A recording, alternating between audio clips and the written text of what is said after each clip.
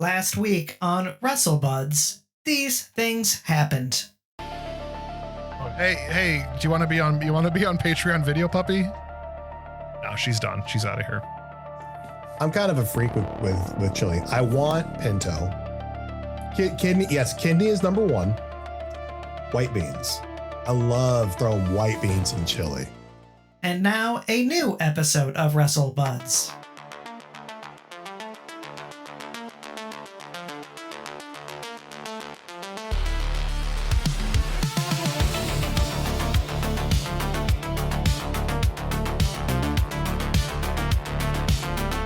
Hey friends, welcome to WrestleBuds at the corner of friendship and wrestling. Nailed that intro. I'm Matt Elfring. Where buddies go to die or something. That's Chris Hayner, or he's this way. I'm Chris Hayner. Hey everybody. Welcome back to official episode 2.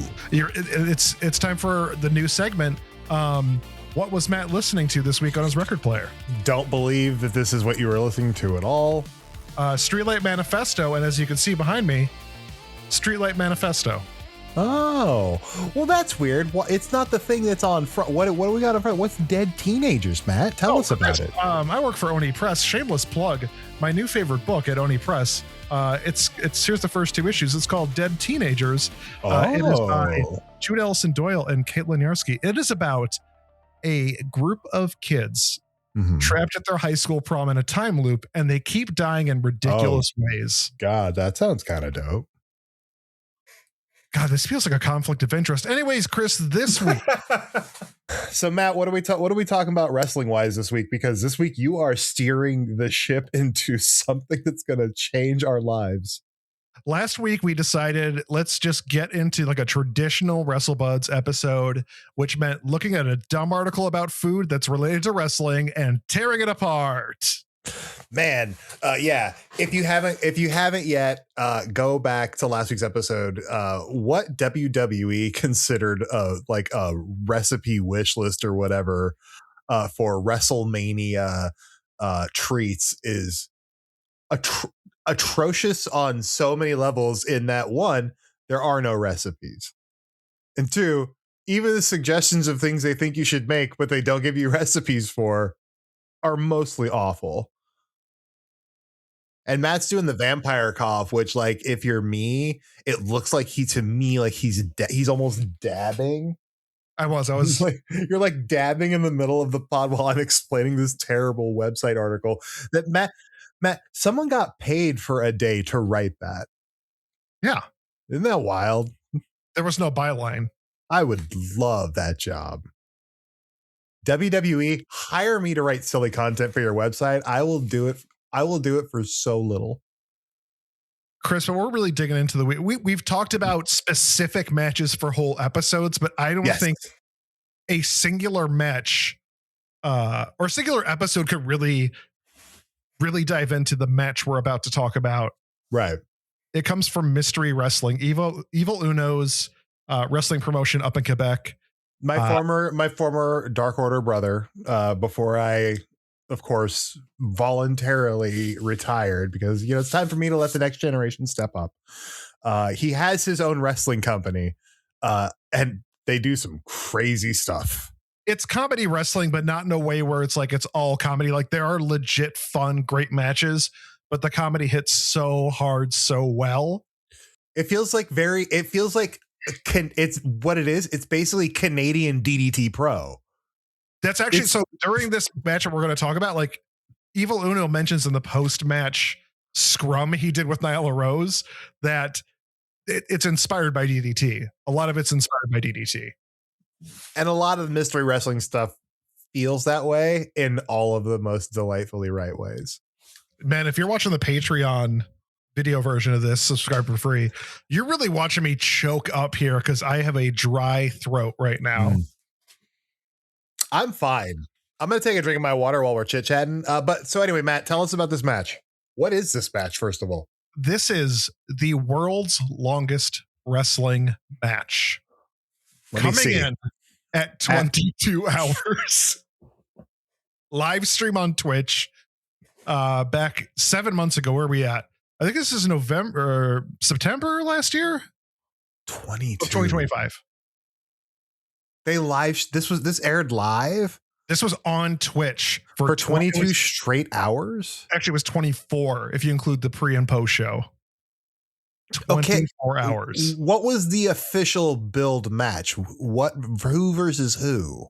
It was an elimination style. What they said originally was 7-on-7, and then it became 12-on-12. I think it was like 20-on-20 or 30-on. Whoever was available. It was a lot versus a lot. They wanted to get Guinness Book of World Records down there to give them an award. And as Evil Uno stated many, many times, Guinness wanted $17,000 for someone to come there and give them the record. Yes.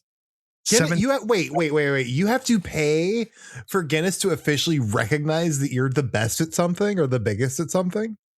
Sometimes, yes. Dan Reichert was on the World's Longest Wrestling Match as a guest commentator. And at one point he said they didn't pay anything for Guinness.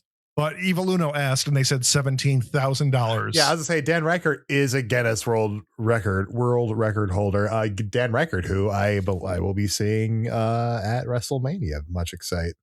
Dan Reichert, a gentleman who we both know each other's names, and we both know we're friendly. Yes,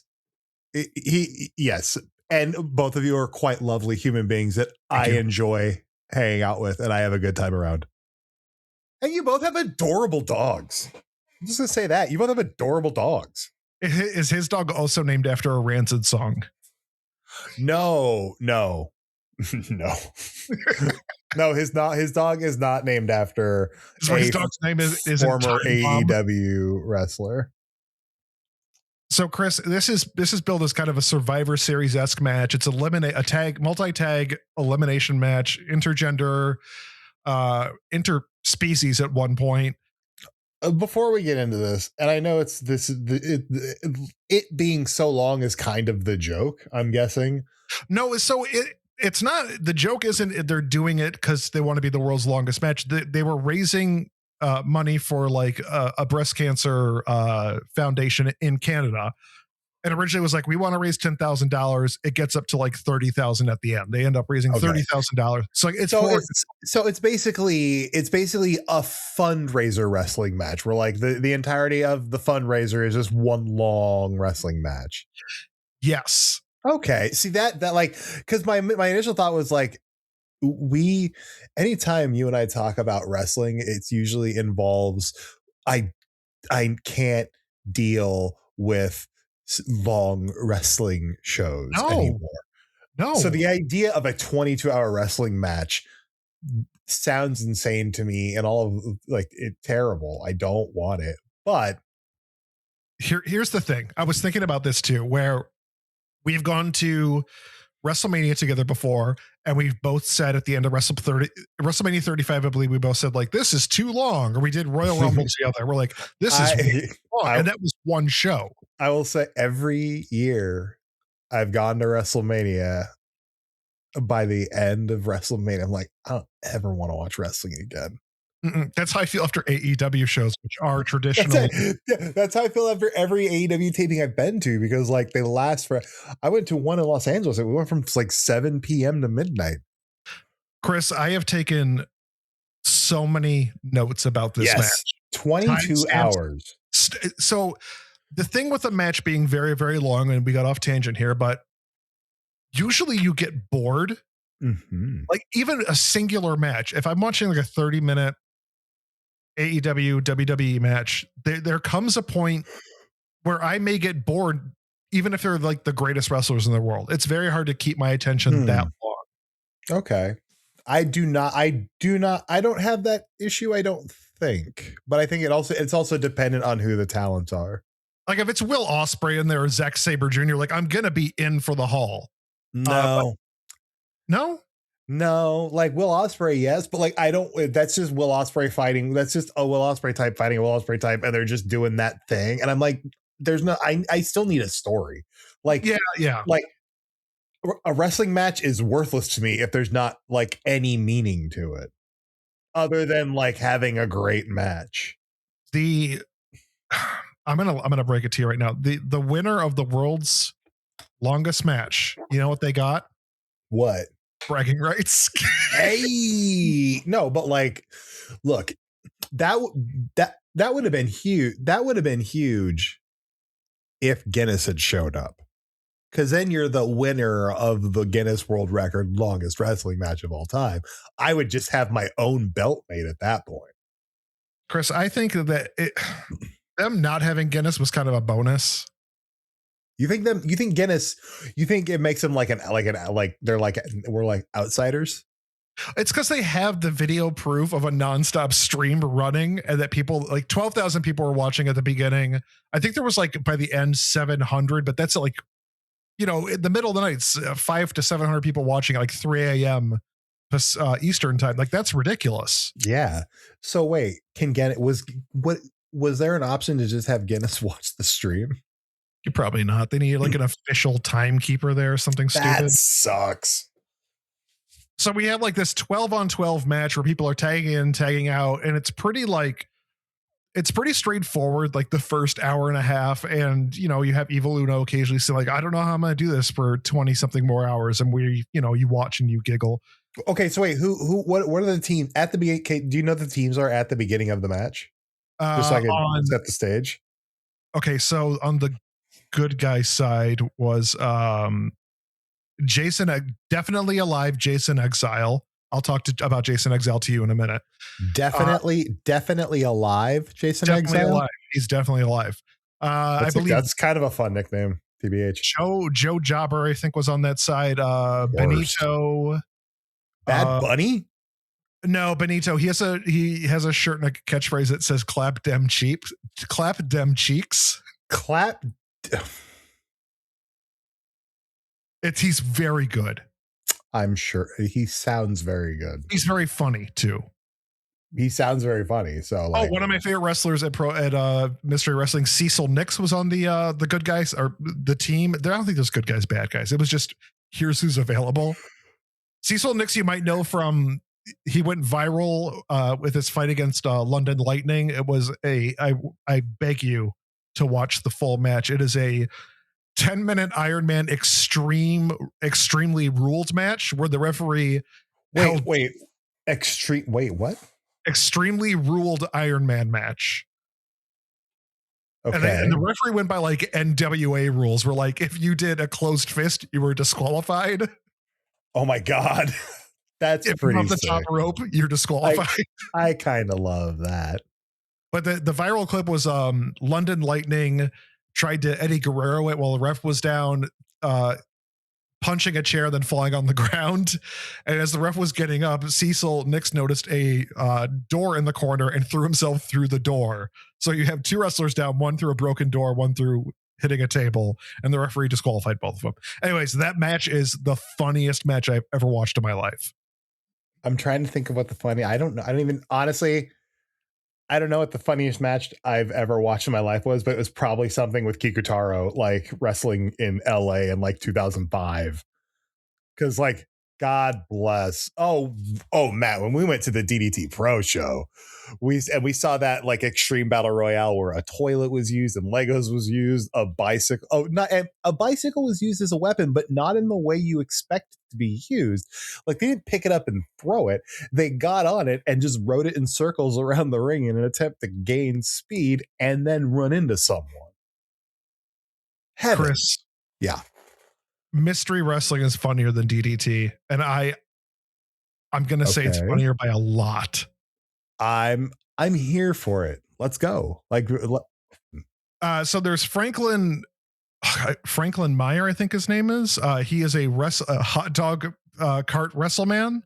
And he pushes the hot dog cart. He sells hot dogs from a cart and he also wrestles. Yes. Yeah. Yeah. He's a big part of this because he has I forgot his plush's name. It's his mascot's name, which is a hot dog plushie. There's a wrestler, Joe the Jobber. He gets eliminated pretty quickly. Okay. As you would. And to replace him, a luchador comes in who is known as Not Joe Libre. And he's up against Cecil Nix, Chris. Wait, not Joe? Not Joe Libre. Okay. Libre, who looks like Nacho Libre. As one would expect. And he's up against the formidable Cecil Nix, and Cecil Nix dastardly eats a banana, even though I think he's on the face team, and throws the banana peel into the ring. To which not Joe Jobber, or I'm sorry, not Joe Libre, slips on the banana peel not once, not twice, not 3 times, not 4 times, Oh my 5 God. times. That's a lot. Like, why? Why, Because Matt? there's 22 hours of wrestling. At 3 hours and 30 minutes, Yeah, that's true. This is a moment that's completely missed over by commentary 3.5 hours in that I really wanted to talk about was RJ City as a guest commentator. I love RJ City. By the way, if you're listening to this, one of my favorite things RJ City has ever done was done live and never saw the light of day. And it was he did it at 2 years in a row at Major Wrestling Figure Podcast at WrestleMania Live, where he got up and talked about how he was the understudy for Mark Calloway in Undertaker One Dead Man Show. And then he would like do his performance as like, he was like, I was born Mark David Calloway in Texas. And like it's hilarious how he goes through like, but so it was recently. I bring it up here because A, he's perfect in it, and B, the Major Pod just uploaded the recording of the first one to their YouTube, and it's art. It's flat out art, and it's one of those things that like the world needs to see. And so anyway, that's what came to mind with RJ City. RJ City and Evil Uno are doing commentary, and we're 3.5 hours in, and I believe at this point Evil Uno and RJ City are both over it, even though RJ City had only been on for about 15 minutes at that time. I just pulled the video up, and I see them in the corner commentating. As they are talking, they miss one of my favorite early moments of this match, which is Trainwreck Alvin Turner is one of the wrestlers. He decides to just become a ref. No joke. I'm literally watching this happen in front of my eyes. He's just putting the shirt on. And they're like, in the incoming minutes, this is the bit that was so funny that I think everybody missed. He walks up towards the ropes, hard cam, types into his phone, has other wrestlers come around him. You can't hear what's going on in the ring, and RJ City and Evil Uno are just talking over. And you see him hit a button on his phone, and he looks up at the camera, and in the Twitch stream it said, Trainwreck Turner donates $25, and no one mentions it, and it is so funny. Oh my God. That's beautiful. So it's you know what, it makes me wonder. Mm-hmm. What are they watching? Sometimes they're commentating the match. It depends who it is. Like when Daddy Magic came on towards the end, they were commentating. Yeah, I see the Trainwreck Turner one on you see Trainwreck Turner on the screen as donating $25. Boy, oh boy. Good 15 minutes after this point, Chris, after this I will say this, Matt, now that I'm actually looking at bits of this, we have to talk about this referee's mullet. I don't know who the referee is in this match, or at this point in this match. This guy's out of control. They only had 3 referees booked, so a lot of people had to pull double duty. This guy was a wrestler that was playing as referee. I don't like people trying to bring the mullet back. I have a real problem with people trying to bring the mullet back. You know what? I'll say this.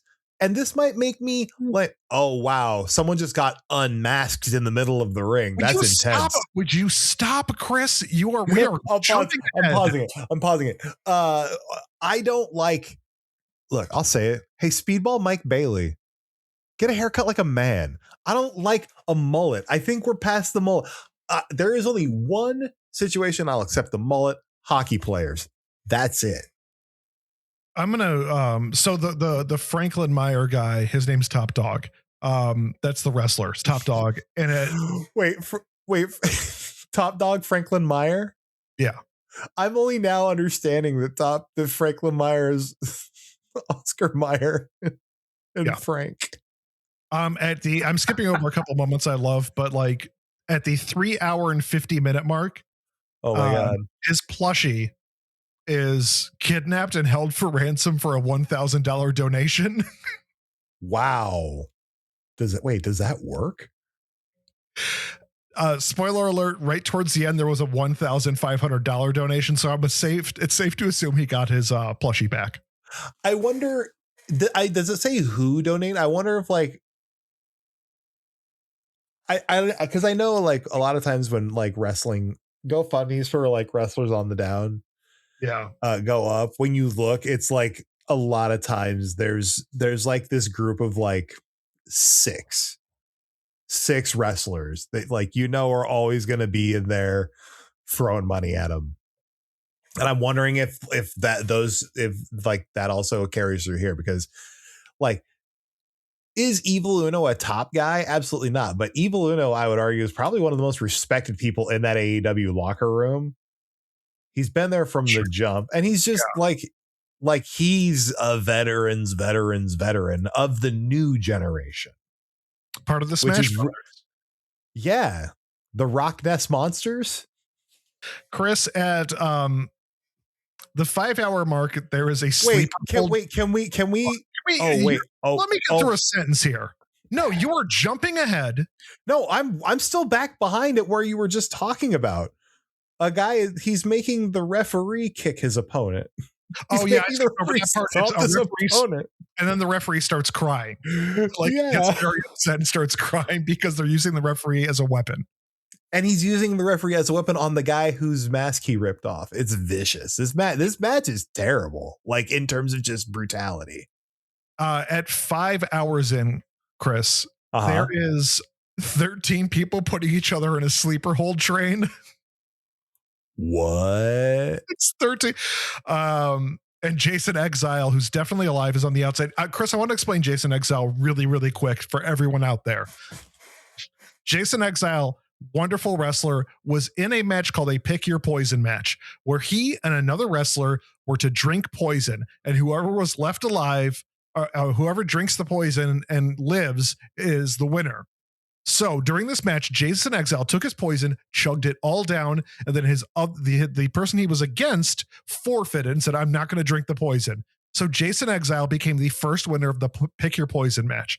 And since then, even though he passed out at the end of the match and was carried out of the ring, Jason Exile has been definitely alive the entire time.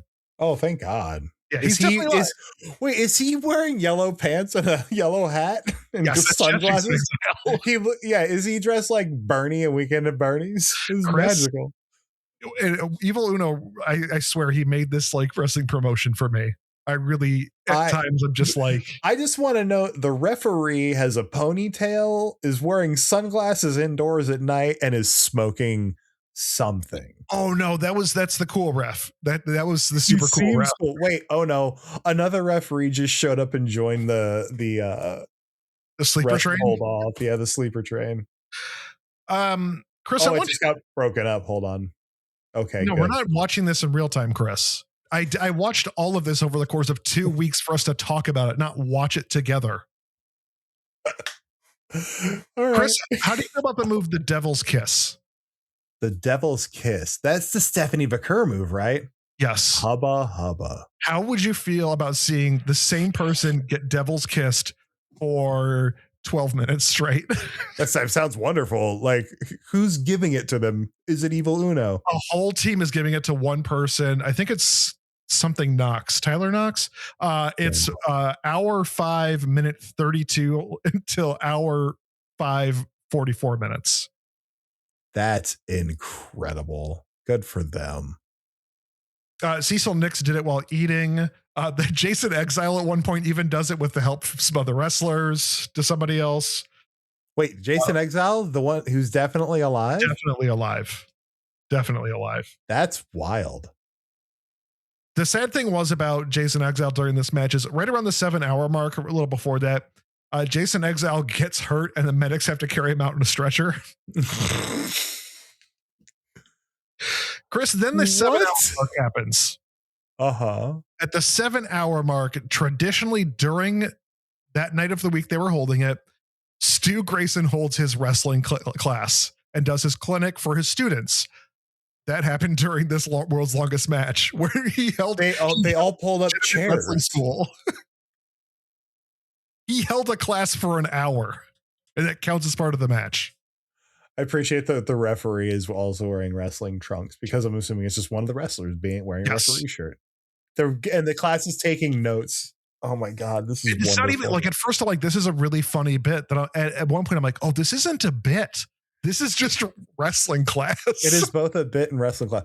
I will say this, something I like about Mystery Wrestling as I'm looking at them right now, they have basically what I want to do as a rich person, which is build my own tiny arena and fill it with cardboard cutouts of people holding up signs. So it looks like I have an arena full of people, but it's just cardboard cutouts of people I know and celebrities and stuff holding up signs. So people could donate money to put those up. So I think it was it Orange Cassidy that donated to have Dominic Toretto and Paul Walker's character from Fast and the Furious in there. Oh, really? Oh, yeah. I see Dom and I see Brian. So at the 7-hour mark, when Stu Grayson is holding his wrestling class, Dalton Castle comes on. Dalton Castle, Dalton Castle, WrestleBud's friend of the old show. He was the first person we interviewed, and we talked about Tiger. And this is we launched during the pandemic. So we talked about Tiger King because he had been there. And he had been to the zoo. Yes. I forgot about that. Oh my God, dude. So it's Dalton Castle and Excalibur. No, AEW announcer Excalibur? He comes in later. Sorry. Dalton Castle is there. Evil Uno needs to take a break. So Dalton Castle, during the wrestling class, Dalton Castle shows everybody how he paints. So we have a painting class that's being played over a wrestling class. Yeah, I see Dalton Castle joins his own little Zoom window.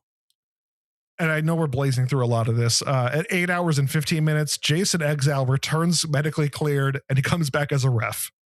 Wait, when? 8 hours and 15 minutes. He gets medically cleared and is he definitely alive? He's definitely alive. I mean, all right. Definitely alive. It sounds like he might not be. At 8, so Chris, it's about like the 8.5 hour mark into this match where things get off the rails. I know it's a little crazy to begin with, but at the 8.5 hour mark is where Matt just having a ref at the free unconscious. He's alive. He was just taking a rest. One guy just pulled the ref on top of his opponent. He pulled both refs on top of the opponent. Oh my God. That's not how you win, sir. Anyway, carry on. I'm sorry. It's like this is brilliant. I'm never gonna watch this match, but holy cow, am I having a good time right now. That's why I'm here, is just to tell you it's to me, and this is the thing, I enjoyed. Sometimes I had this on during the background while work was going on, so I'm not paying attention because it's 22 hours. But anytime I looked over, like, I was having a good time. I said at one point during the evening and watched 4 hours straight. And like, I enjoyed every minute. Love it. Absolutely love it. You're making good content if I can sit there for 22 hours, well, not in one sitting, and watch all this. So around like the 8.5 hour mark is when things get like a little loopy. A guitarist comes out and just does headbanging guitar solo metal riffs for a while, and everybody headbangs. Nice. Yeah, he's just ripping right up there on the entrance ramp while the match is going on. It gets weirder because at the 8 hour and 40 minute mark, people are chasing each other with swords, and there's a sword fight in the ring. Wow, that sounds dangerous. And you know what, Matt? I'm sorry I have to do this, but like, I've always taken Drew McIntyre to task for bringing murder weapons to the ring. Yeah, you should. Not cool, Mystery Wrestling. Swords have no place in the professional wrestling ring. I'm sorry. They don't. And you know what? I'm going to say this. You know better. You know that swords have no place in the ring. God, I didn't take down the marks for when certain things happen between this 8 and 14 hour mark. There is a point where I don't have the timestamp for it, but pizza shows up and they're all eating pizza at a table in front of the ring. Oh, I want pizza. There is a wrestler who I now love because of this. His name's KJ Swade. He is sitting in the middle. Cecil Nix is on commentary during this. KJ Swade is eating pizza like center. He's not in the ring. He's at a table in front of the ring, but he's center of the camera, and he stares at the camera while eating pizza for, I think, 40 minutes. He just stares. I think this is around the 10-hour mark. If you want to just jump ahead and look. I'm looking. Let me check this out. Cecil Nix is on commentary, and at one point, because Evil Uno was gone doing something, they just do a super close-up zoom in on KJ Swade while the match is going on behind him that no one can see. We get into part 2, and do you see it? Wait, the dead guys Jason did weekend at Bernie's. He's the guy behind him hulking him up. Yeah, that's right. This comeback. Oh my God. Mystery Wrestling might have made a fan out of me. I don't know, man. You're about to hate Stu Grayson. That's not Matt. Don't be silly. So this is at the 19-hour mark. I stopped taking notes at one point because I had to work. 19 and a half hours. Franklin Jr. is Top Dog's, the wiener's name. He chokes out the plushie and kills it. 19 and a half hours? And then this is part 2 you're at now. It's a 2-parter. Yeah. Also in between there, Invisible Man and Invisible Stan fight, and then Stu Grayson fights Invisible Man. There's some interesting stuff that happens in there, but like I was not watching intensely or taking notes. So there's good stuff. I mean, there's enough good stuff here. I'm just giving you some of the highlights from my experience. Yeah, this is all very, very wild. So around this time also just Stu Grayson just starts working out and then drops his weights on the plushie hot dog. Oh no. While they were playing with swords, they cut the mat, and the mat just keeps getting ripped farther and further open until it's duct taped. That's fun. Which that's irresponsible, because also I'm looking at it, that's a custom mat. They have their name written on it and everything, and now you're cutting it open. Rude. One of my favorite moments happens around 20 hours where Stu Grayson has a mask on for some reason. He's become a luchador. He's on the outside waiting to get a tag. And at this time, everyone is delirious. Like you can just tell people are coming. I can't believe Stu Grayson is still involved here. He's in and out. Everybody's kind of in and out. But Stu Grayson has a mask on. He gets tagged into the match, but he can't figure out how to get from the outside of the ropes to the inside. So like he'll try to jump over the rope, but end up rolling back outside of the ring. He tries to go to the top rope to get in, but goes on the other. It's like 4 minutes of him trying to get into the ring from the apron, and he cannot do it. Oh, Stu. And then it's at that point that he fights. There's a bucket on a guy in the ring. Stu Grayson takes the bucket off the guy's head, puts it on his own head, takes the bucket off, puts the bucket next to him, puts the mask that he has on top of the bucket, takes Evil Uno's boots, because at one point Evil Uno retired from the ring and then 3 other wrestlers retired too. I forgot about that. Didn't take notes. They all left their boots in the ring. I'm looking at there's boots everywhere. Everybody retired. So Stu Grayson has set up this bucket man with a luchador mask on, and he's just kind of yelling. Stu Grayson goes to the top rope and jumps off and stomps on the bucket, killing that wrestler he just made. Wait.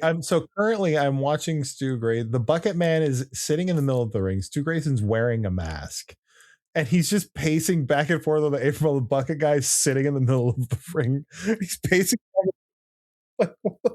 What is he do? There's nothing else happening except for this guy in the middle of the ring. Wait, is he just going to stomp on the mask on the bucket, but not the guy? Yeah, then the ref gives the X symbol. Yep. He went up to the top rope. Don't do it. Do it. Do it. Anyway, Matt, carry on. Oh, how goofy this is. Wonderful. Here's the weirdest. One of the weirdest moments is Jason Exile is back in the ring fighting two people at once. And of course, Jason Exile somehow gets both of them in a submission move and they both tap out. Of course. I think Jason Exile eliminates 4 people during this. Wow. Yeah. Really good wrestler. Sasquatch comes in at one point as Stone Cold Sasquatch. That just appeared on my screen. So I was going to ask you how that. I was hoping you're not going to gloss over the fact that Sasquatch wearing a leather vest, like a biker vest, is in the ring. Yeah, that's Stone Cold Sasquatch. He's in there for a little bit. Oh, and he's doing like he's just doing Attitude Era finisher back and forth with some guy. That's all it is. Love it. Oh, I forgot to tell you how Jason Exile gets eliminated. Would you like to know? Jeff Fury comes in. Jeff Fury comes in, and the ladies love Jeff Fury. And I've heard that. I have heard that. Jeff Fury puts Jason Exile in a sleeper hold, and the ref does the 1, 2, 3 with the arm, and Jason Exile gets eliminated. The first time in wrestling history, someone's been eliminated from a sleeper hold. Poor guy. I hope he's okay. I hope he gets some good rest. At that point, I stopped taking notes, which is weird because I was super into it today. Nyla Rose comes on, and then there's like they count down to like being the world's longest match, and everybody cheers. So wait, what was the previous world's longest match? Do we know? It was 21 hours and like 35 minutes. This went 21 hours and 49 minutes. But you can tell by the end, like, you know, the other wrestlers are out there. They're watching Stu Grayson and God, who was he fighting at that point? I've already forgotten. Knox? Was it Knox at that point? I don't remember. No, it was Benito. He's fighting Benito. So it was Stu and Benito. Oh, God, I think it was. Yeah, it was Stu and Benito. So they're going back and forth, and like you can tell everybody's so excited that like they've gone this far and they've had such an incredible match. And then Stu Grayson wins, but then all the wrestlers lift up Benito and just kind of, you know, run around the ring. But like it was a really kind of awesome moment to watch all of these people accomplish something like a really, really long wrestling match that, yes, it's stupidly long. Yes, I just went over like some of the highlights very briefly, but like overall, I wouldn't say like you have to watch this, but like check out some of the moments, just like jump around through the 2 videos. Like it's a great account. You raise money. Dude, honestly, do what I'm doing. It's on the Mystery Wrestling YouTube channel, the Evil Uno Presents Mystery Wrestling YouTube channel, which I am now subscribed to. Here's what I'll say, just based on watching, like, kind of like zooming around while you're talking about stuff, like what it does and what it has is the thing that I like most in wrestling, and that is just pure joy. Exactly. It's joy, dude. They're all having the times of their lives, like just hamming it up for this over-the-top match that's just raising money for a good cause. Here's my critiques of the world's longest wrestling match, and I have 2 critiques. So there's a lot of things with Mystery Wrestling that I love. I subscribe to their Patreon, so I pay Evil Uno to watch like VODs because sometimes I don't want to watch it live. And there's a lot of like with Mystery Wrestling, it typically can kick off with a 4-way battle, but they introduce who the wrestlers are in the ring, and they're all under like cloaks and like cowls. So as they say the first contestant is, and then they rip off their clothes, and then or the hood. And sometimes, yeah, I said that wrong. They rip off the hood and the cloak. What a mystery! But like so you'll get like well-known like mystery wrestler people from Mystery Wrestling, well-known like indie people. There's been times where it's like Thunder Rosa has showed up, and like you'll get like very notable names in there as well. Every show has at least 1 or 2 notable names outside of Mystery Wrestling. My critique is that yes, you don't get that, but 2 of Mystery Wrestling's wrestlers who are my favorite. First is London Lightning, who has great matches with Cecil Nix. London Lightning was recently loser leaves mystery wrestling match and he lost, so he had to leave the company. Then he went and became a cop. They were doing vignettes, and then he came back as a luchador and somehow found a loophole to get back into mystery wrestling. He's not on the show at all, but I think he was doing an AE or a Ring of Honor enhancement match. Sorry. One of my favorite characters is Psycho Mike, who Mr. Wrestling kind of calls him the king of the hard cam. He's always staring at the hard cam while he does moves. So who do an arm drag and just be like this?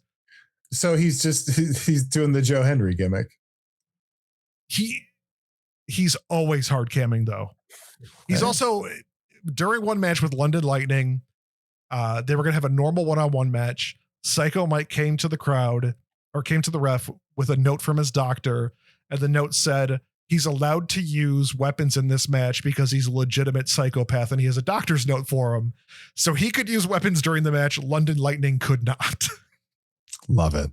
Also, absolutely love it. Mystery wrestling, one of the things I love is when the referees come out, no matter who it is, the crowd boos them. The crowd hates the refs.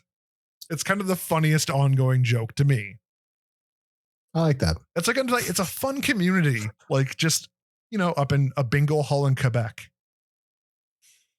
All right. Well, I'm going to go down the rabbit hole. So thank you for sharing with me. I highly recommend.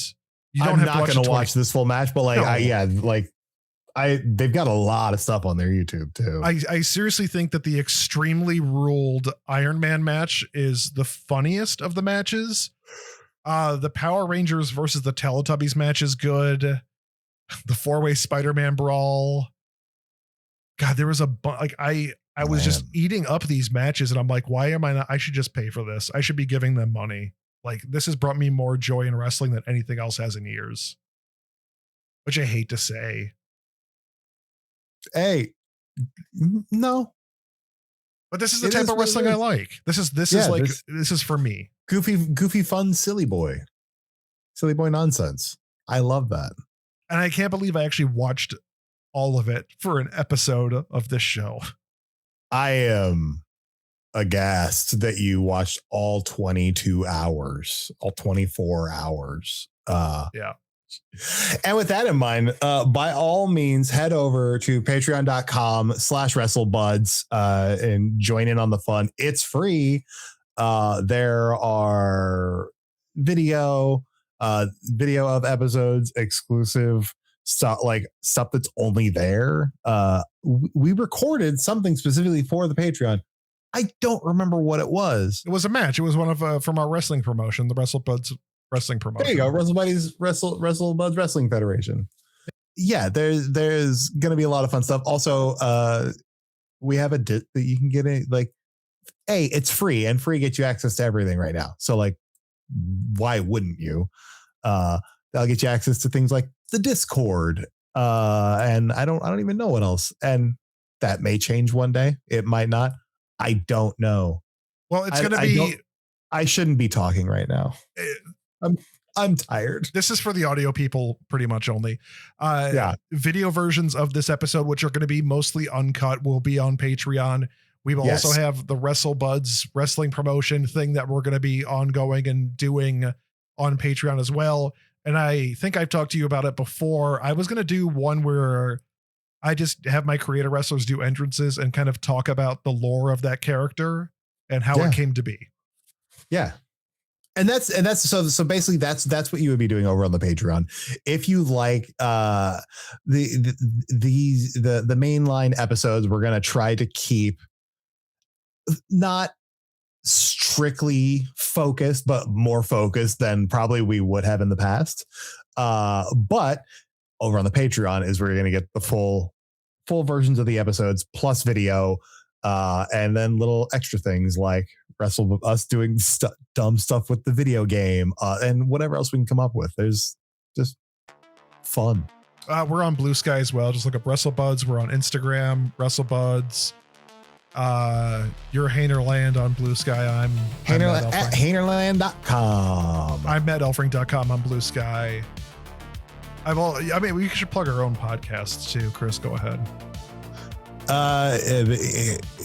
I have a podcast called Big Kid that I am in production on bringing back, where I will be speaking with people that I think have jobs that we all would have wanted to have when we were kids. One of those people, our very own Matt Elfring. Hi. Who literally his job is to sell, his job is to talk up comic books to people. Marketing communications. Yeah. Yeah. For comics. Better than and for a comics company that you actually care about, that's not just a cog in a corporate wheel. I love indie comics. I love creator owned stuff. I love superheroes are fine.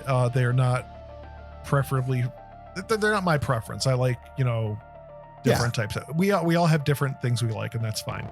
I like indie comics. That's just kind of where I've always been, if you want to listen to me casually yell about things, which Paul Heyman does the opening of that podcast as an intro bumper.